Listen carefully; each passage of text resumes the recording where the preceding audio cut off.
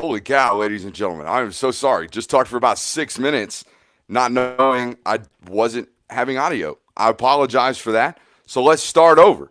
Welcome into SEC Nightly, the nightly show dedicated to the top news and notes from the nation's top conference. I dumped the audio, all that good stuff. I apologize for that. We even patched John on. Had no idea we weren't giving out audio feeds, and any sound until John told me he couldn't hear me. So I apologize for all that, folks.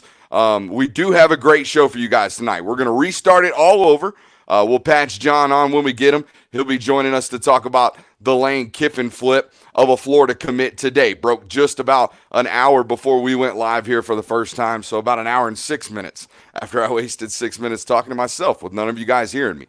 So I apologize for that. But we're going to talk about Sam Pittman pulling yet another staffer off the UGA coaching staff. That happened just prior to the show tonight. And we will also be talking about Butch Jones basically making up a coaching position out there in Alabama, going to become apparently the special assistant to the head coach. I found it on one other staff in the history of the internet.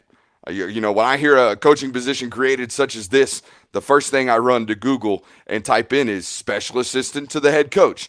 Couple of basketball schools out there, but only found one real football program that was actually ever had something similar to this. And basically, I think it's just their way of saying he's going to be on the field. He's going to be in an on-field role. So I don't really know what's going on there with Butch Jones, but we'll be talking about him later in the show.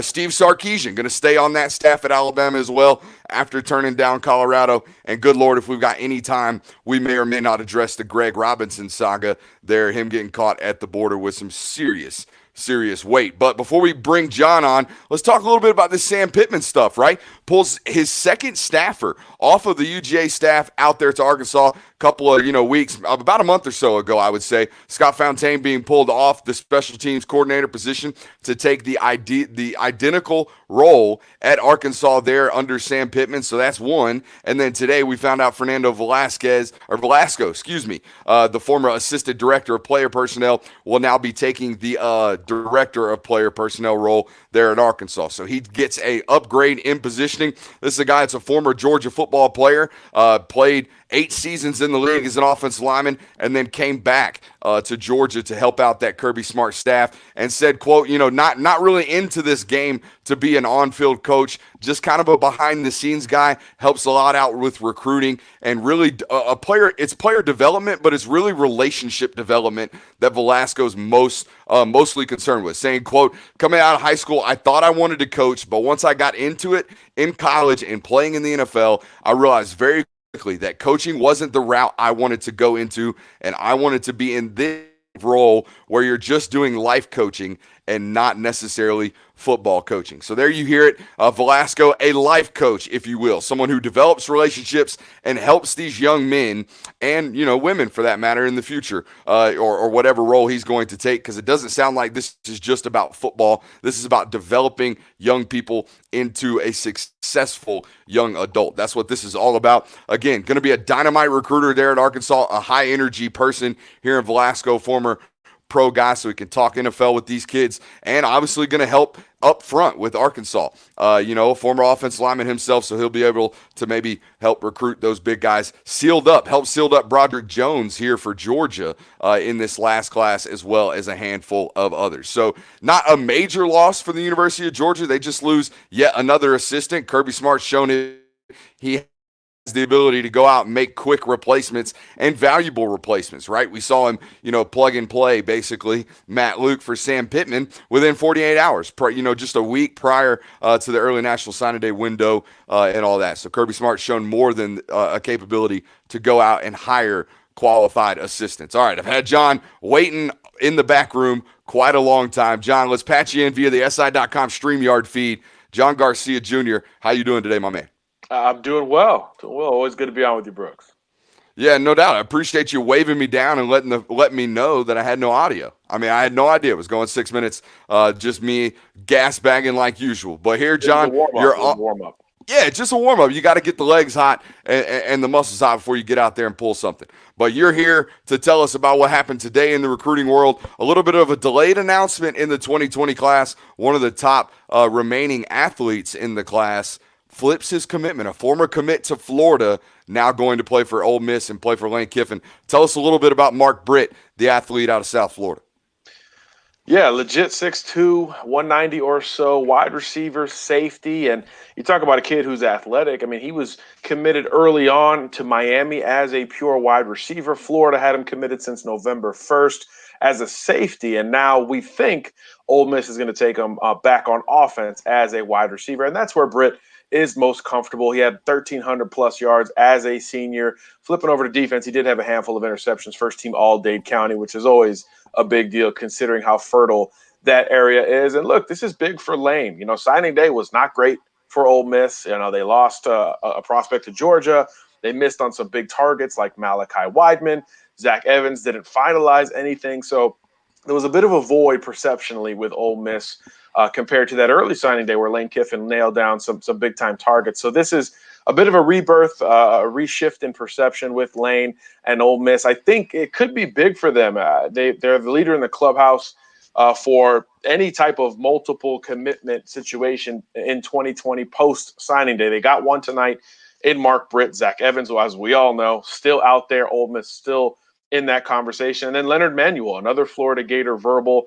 He's deciding on April 1st, and Ole Miss is going to be a factor there as well, along with Oregon and Baylor, if anybody's going to flip them from Florida. But Britt is a heck of a start. You always want to recruit South Florida well. Lane has a lot of ties to the area, having been at FAU the past couple seasons, so everything's working out in his favor. But look, this was a guy that Florida may or may not have pushed for retaining there in the end, class of 2020. So it's one of those push-pull situations where a couple years from now we can look back and sort of see which coaching staff approached it the right way on the field. And I know that's the chip on the shoulder that Britt will develop.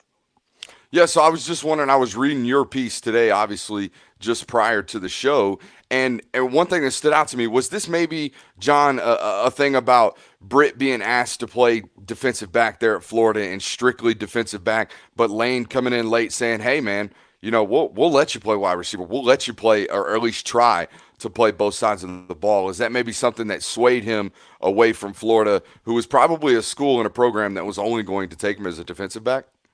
Yeah, you know, Florida's got a great wide receiver class coming in. They capped that in early January with Xavier Henderson, maybe the best receiver in the state of Florida altogether. So not a lot of spots available there for Britt as an offensive weapon. He said he was open to defense, but you know this game, Brooks. I mean, there's always a preference with these prospects. You know, with a dual threat quarterback, sometimes they talk about athlete or wide receiver, and it's just not something that really jives with these kids. You know, they sort of accept it, but it's not necessarily what they prefer. And we know Mark prefers offense. He's told us as much. And this is, I think, a late developing situation. I think Lane Kiffin and company continued to press. And like you said, Brooks, the ability to play that position, not to mention for Lane Kiffin in the SEC, where he's had success, of course, at that position, coaching at Alabama and Tennessee, I guess to some degree.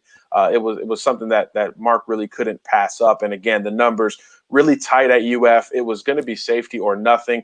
We're not sure how close it was there in the end in terms of did he have a letter of intent to sign, things like that. So there's still some dust to settle on the recruitment, but I know Lane Kiffin and company are pretty happy they picked up another big time prospect from the state of Florida.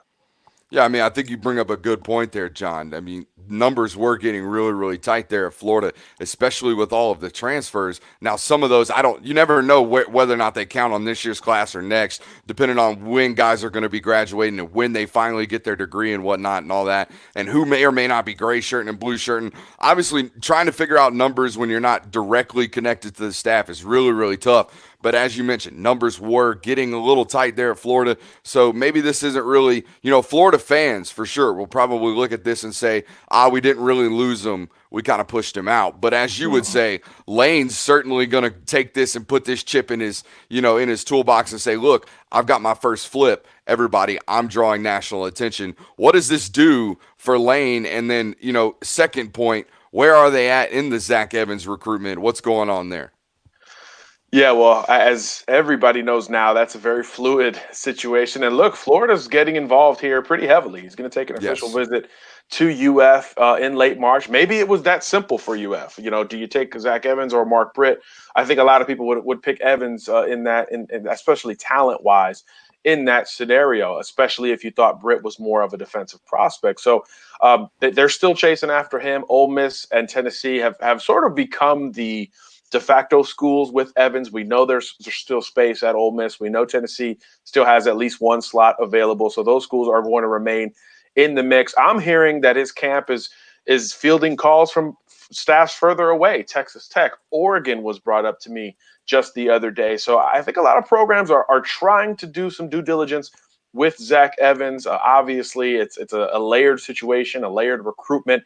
Schools are trying to figure out just what they can and can't do in terms of getting him on campus, how many officials he has left, things like that. So I think once we get closer to March 1st, when that dead period lifts and Zach can actually make trips, I think he becomes a pretty busy guy and really the only 2020 recruit taking a bunch of trips. In addition to this Florida official, we know he's going to get back to some campuses for unofficial visits. I think Tennessee and Ole Miss are not guaranteed to get visits, but we expect that at this point. He's going to get a closer look at what we think could be shaping up to be the final three in this sort of wild and crazy recruitment. So right now we're thinking SEC, Florida, Tennessee, Ole Miss, not necessarily in that order, but obviously we'll get some clarity here in the next few weeks. Although nothing will be official with Zach until late May or early June when he can enroll. So this thing is far from over. John, how many officials does he actually have left? Do we know? I know he took a lot early in the fall. I want to say he took 3, maybe 4. So this Florida official could be his last official, but like I Okay. said, it's not expected You to do. be his last visit. He's going to No. take at least 2 to 3 more total visits. So when you're the only prospect in town, even though it's an unofficial visit, if you get there, they can official it up as much as they can, especially with experienced recruiters like Jeremy Pruitt, like Lane Kiffin at those programs. So I think this will be the only official, as far as I know. I'd have to double check that, but he will take several trips in March. If I'm hosting Zach Evans on an unofficial visit, I would be very, very careful and hesitant to think that the NCAA might be sniffing it around. With I'm not saying they plant anybody, followed anybody around, but if I were the NCAA and the nation's top running back was out there taking unofficial visits after National Signing Day, I would probably want to go make sure those things were handled correctly and under the correct code. Couple questions before I send you out, John. Who are some guys in that 2021 class, the next crop of guys that are really, really primed to have a big summer this summer heading into those senior seasons? Who are some names we're going to see rocket up those SI All American boards? Yeah, I'll start at South Florida naturally. I think Terrence Lewis, a linebacker out of Miami Northwestern, he's a kid who had a strong offer list early, was committed to Florida until the last several months, and he's still picking up offers as time goes on because he's really this jack of all trades linebacker. He's a speed guy, fast flow type linebacker, can play all 3 downs, whether you're talking coverage or as an additional pass rusher. And then that's what schools are coveting right now at that position. So I think he's one that's going to continue to sort of blow up. I think USC offered him today. So he's going to be a national recruit. I think LSU, Nebraska, Florida are all going to be involved for Terrence Lewis, who's just basically a freak of nature in that 2021 class. Wide receiver wise, I like Isaiah Brevard out of Mississippi. He is one who's got a great frame, 6'2", 6'3", 185 or so. At the Future 50 event, I was told that among great wide receivers there, you're talking Mario Williams, Ajay Hall, Marvin Harrison Jr., a lot of great wide receivers. Brevard actually tested the quickest with the best shuttle time. So I think he's a guy that as more coaches get their eyes on, he's one whose stock can certainly rise. And then looking out west, you got to look at the quarterbacks, right? The uncommitted quarterbacks. Who is still left? Caleb Williams is absolutely the top guy in Washington, D.C. But when you go to Texas with Garrett Nussmeier, he's one of the top guys. And then in California, Miller Moss coming out of North California. That's a He's top five actually name. yeah, he's actually a guy who's picking up offers as a quarterback a little more frequently than we typically see this time of year. He's another national recruit, coast to coast kind of guy. USC, UCLA, Washington, and then some schools in the Southeast trying to get involved as well. So there's still quarterback dominoes out there in 2021. Those are always important in shaping any recruiting class. So that list starts with Caleb Williams, but there's several guys, top 10 type quarterbacks that are still available. So I think that's where the market will be focused in March and beyond.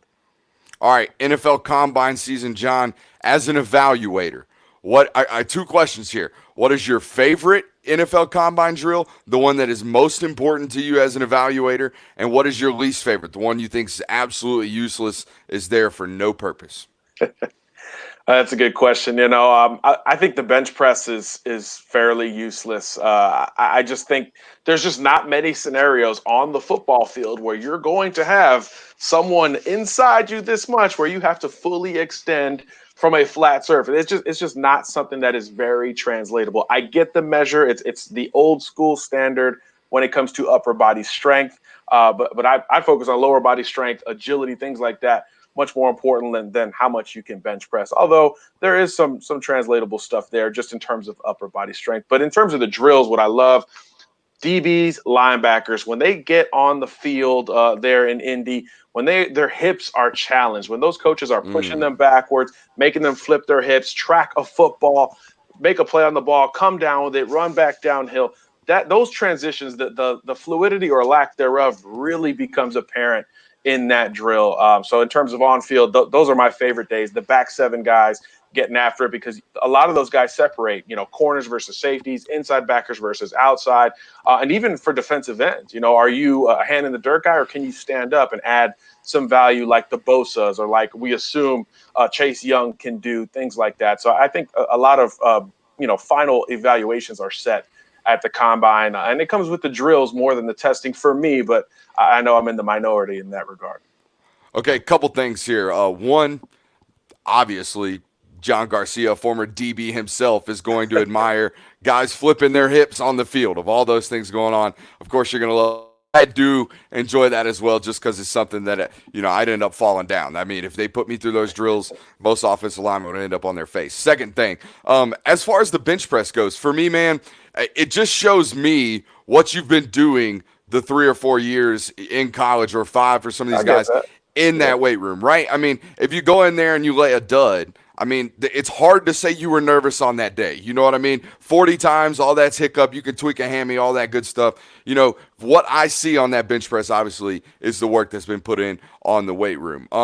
Let's see. Any more questions combine related? Who's a guy that you may or may not have scouted that is going to blow the combine out of the water? My guy, Clavon Chasen, is the guy I think is going to flat out dominate. I'm thinking, weigh in measurables at 6'4", 6'4 1/4. He'll probably show up at 245, so he runs faster, even though he's listed about 252, and he'll probably go 4.65, I would imagine. Who's the guy you think is going to blow the combine out of the water, John? Preferably SEC. If we're going SEC, I got to go Henry Ruggs, right? I mean, this is the guy that everybody's just. It's not how fast is he, or will he be the fastest receiver or player. It's, hey, is this guy going to challenge John Ross or not in the 40? A lot of his teammates at Alabama are saying sub 4.3. You see him on the field, and he just looks like he's at a different gear than everybody else. And we know when the pads are off, he should be that much faster. So I'm looking forward to that Henry Ruggs 40. But I actually think his shuttle will determine just how high in the first round he goes. A lot of people curious if he's quicker and faster than Jerry Jeudy, which Alabama wide receiver do you take first? I really think that could become quite the conversation heading into the actual draft. But we know the faster 40 will be Ruggs, but how fast? I think that's going to be must-see television as much as the combine can be. All right, Henry Ruggs. Give me a projection. You thinking 4.28, 4.26? What do you think? I'm going to go 4.24, which I think would put him second with Chris Johnson. Isn't that what Chris Johnson ran? Yeah, a long time 4.28, ago. I think, is what Chris Johnson ran. Okay. So the record's 4.22, something like that. Yeah. John Ross. So I think he comes close, but I think Ross was a little bit longer, a little bit more physically strong in that lower body, where he was able to get out to such a strong start. I think Ruggs, he's a little lighter. He's like 185 or so. So I think that hinders him just a little bit. But obviously, we're splitting the most minuscule of hairs talking about 4.22 versus 4.24. But I think he comes close to that record. Absolutely. All right. Do you ever watch wrestling, John?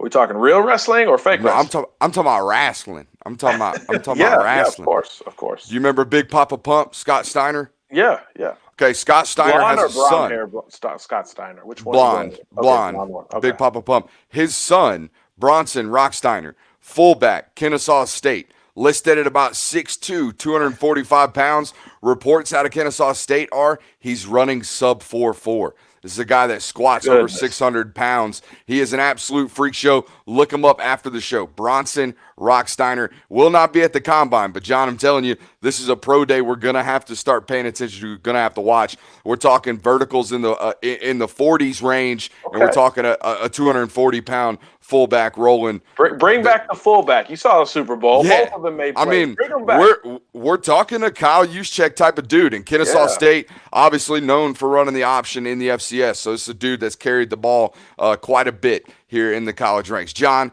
as always, my brother, I appreciate you for being on today, man. Cheers, Brooks. Thanks for having me. Have a great show. No doubt. We'll talk to you soon. All right. All right, that was John Garcia of SI All-American. Man, one of the best in the business covering recruiting, and a former DB. So that's something that, we like to talk and exchange a little bit of advice back and forth because, he played outside the box. I played in the box. So I can kind of help him out with what I see as a big guy. He can help me out as what he sees as a little guy. So when we go out to these camps, we're a pretty good team. So John Garcia, that's at John Garcia _ JR Jr. On Twitter. So go check him out. And of course, all of SI All-American stuff over there at SI All-American.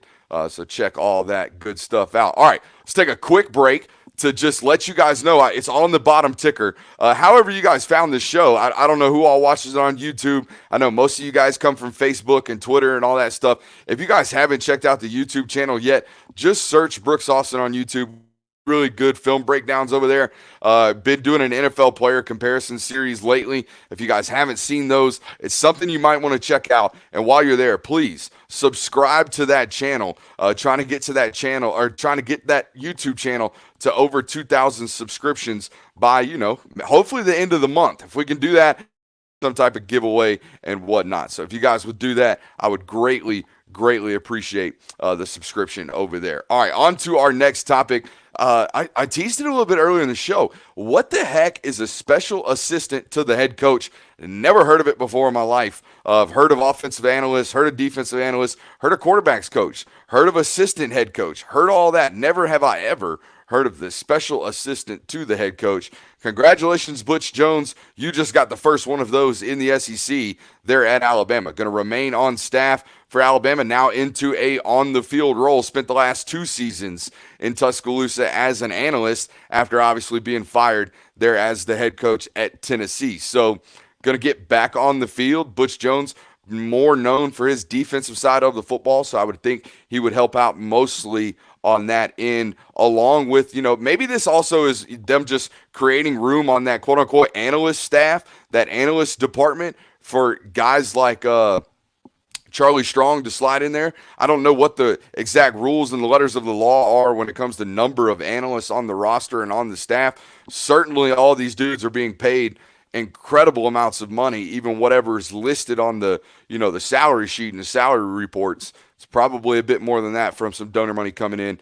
Not reckless speculation, just obvious speculation, you would imagine. So, anyways, Alabama, we talked about it the other day. Nick Saban, the best in the business at storing and stashing head coaches, former head coaches. He's got 6 former head coaches on his Alabama staff at this very moment. That's a lot.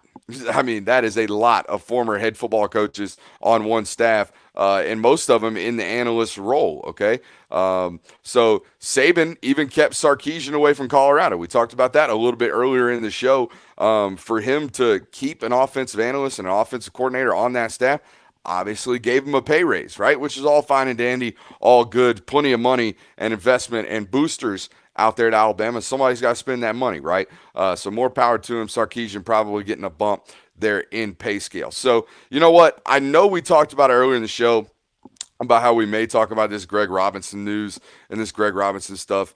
And to be quite honest with you, I don't have an opinion. My opinion is it's sad. That's all it is. It's sad that a guy that made almost $7.5 million this year playing offensive tackle and offensive line in the NFL is now on the verge of facing 20 years in prison. I mean, I just think it's incredibly sad, and that's the only opinion I have on it. I'm not going to speculate as to why he wanted to do that, why he felt compelled, why he felt the financial need possibly to go out and do something like move 160 almost pounds worth of marijuana across a national line. I don't know why. I'm not going to try to speculate as to why. All I'm going to tell you is it's incredibly, incredibly sad, especially for someone who is a former number 1 overall pick and had all of the talent in the world. I'll just tell a quick story about Greg Robinson, and I'll never forget it till the day I die. There's a clip, and I hope I can find it after this show, and if I can, I'll probably tweet it out. There was a clip of him at Auburn. He was on his back for some reason. And he did that thing where you're laying on your back and you kick your feet up and then you go straight from your back and jump up on your feet. It's really hard to audio and visually do in a chair. But you guys know what I'm talking about, where you're on your back and then all of a sudden you jump right to your feet. This man did this in full pads at 6'6", 330 pounds. And to this day is one of the most impressive physical feats I've ever seen from a human that large, and that kind of ability to now, potentially be facing the next 2 decades in a 5x10 cell. It's incredibly, incredibly sad. And, just prayers to him and his family, man. So whatever he's got going on, I hope he gets it figured out, as Quan Bray as well, former NFL player, there in the car with him. So, sorry to end the show on a negative note like that, but, we're going to end up heading out on that note. So we apologize for sending you out on a somber note, but we're going to do it. So that's going to be SEC Nightly for tonight. We will see you tomorrow night. I know it's Friday night. Potentially we throw up some mailbags for you guys. Maybe take some questions on tomorrow's broadcast. I'm sure you guys will like that as well. So we'll end up talking about that. So we'll take questions tomorrow. We will see you tomorrow, probably 9, maybe 9:30, depending on when I feel like turning these cameras and these lights on. Appreciate you for being here with us on SEC Nightly. I have been your humble host, Brooks Austin. We will see you next time.